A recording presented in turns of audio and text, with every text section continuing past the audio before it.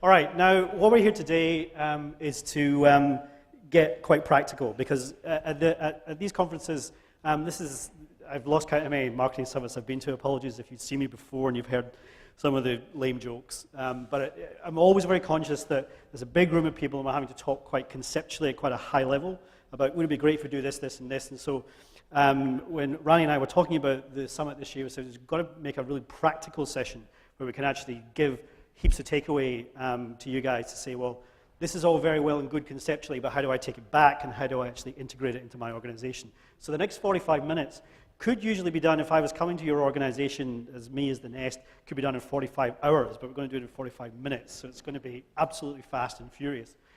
Slides are available. You can email me and I'll send you the slides. They'll probably be available on a channel somewhere as well. Quick background, me, Stu. My company is called The Nest. It's been running for a few years. We specialize in multi-platform projects for the arts and creative industries. Before I got into this, my background was actually sitting where you're sitting. I was an arts marketer for organizations in the UK and here in Australia. And then I had the chance to set up my own business, and so I'm here today. But the reason that I'm here is because I was there. So I know exactly, I've been through it all.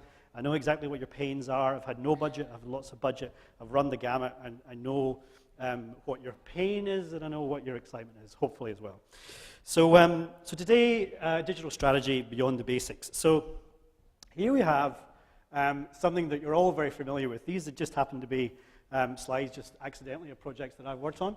But this is, here we are, where we're sitting with all these screens and all these channels, and as marketers, the question that sort of keeps coming up is, how do we manage this all the time? All of this stuff all the time, because it just seems to be getting bigger and bigger and bigger, particularly when you say, oh, are you on this channel? Are you on Pinterest? Are you on, what's the other one? Pinstagram, which mixes Pinterest and Instagram together.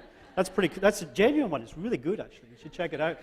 On Path, and then read the reports of South by Southwest about, I can't remember the name of it, but this great app that basically it's location-based, and it says, I know you, and you're here now, I know everything about you, because my phone is right next to yours, and so on.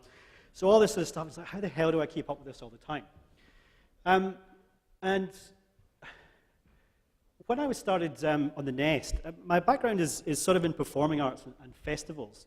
But when I started at the Nest, because we go, hey, we're the arts and creative industries, we did start to get a few kind of screen-based media organizations working with us. And over the last kind of couple of years, I've really kind of caught on to this idea of transmedia. Now, Victoria from the Bellelong Community Centre mentioned it earlier, this idea of transmedia, this idea of 360. Now, it's very particular, or it started rather within the screen industry. So now there's a particular discipline in the screen industry. We say, are you going to make a doco for television or for movies or so on, or are you making a transmedia project? Now, if there's nerds in the room that watch the Lost TV program, they were really one of the first people to really get this idea of